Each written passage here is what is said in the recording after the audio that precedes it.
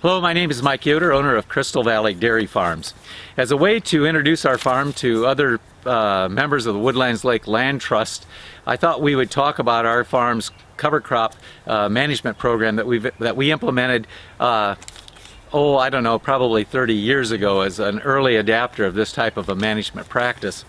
Behind me is one of our fields which has a cover crop growing on it. This is cereal rye.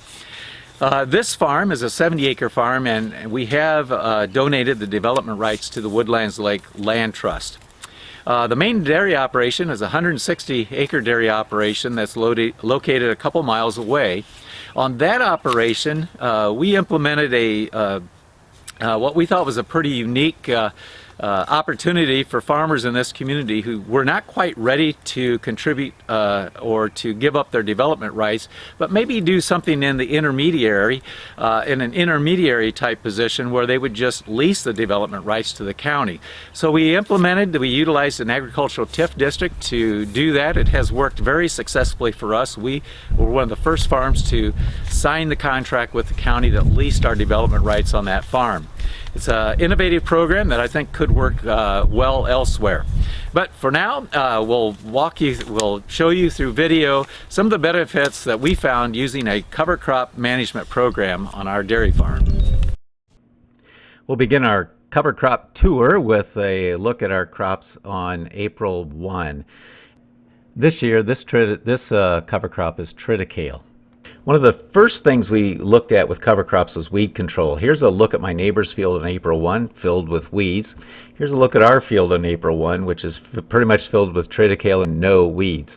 In May, we're starting to get a very lush growth, and then we prepare that field for harvest in late May, early June. We use this in the dairy ration then all summer.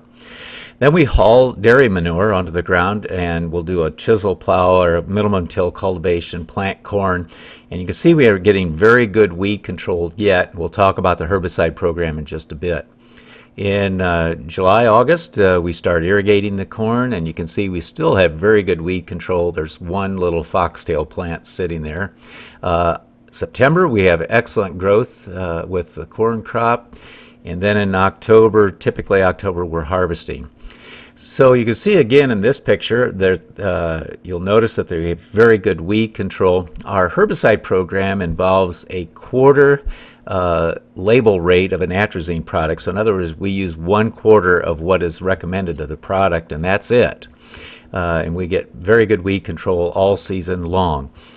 The other benefit of using a cover crop is it actually improves soil health. And if you have a healthy soil, you have a healthy plant. A healthy soil, by improving the soil microbial activity in the soil, actually the plant is able to better utilize the nutrients that are in the soil and better utilize the animal manure, the cow manure that we apply both spring and fall. So our fertilizer program is we apply 1 gallon per acre of growers mineralized fertilizer, which actually works more towards promoting soil health than actually fertilizing the direct plant. It promotes soil health and plant health. So all of the nutrients for this corn crop come primarily from the soil and cattle manure. We apply no additional nitrogen during the season. We still obtain yields in the area of 25 to 28 ton per acre of corn silage.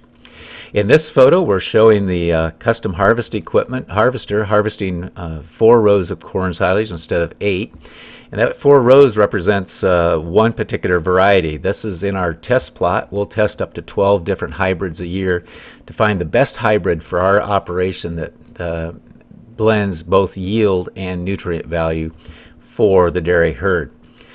The silage is stored on this large cement pad. It's piled on a pile. You'll see the 2 large tractors that are distributing the corn silage and packing it. By packing it, we eliminate the oxygen in the pile, and that promotes better fermentation.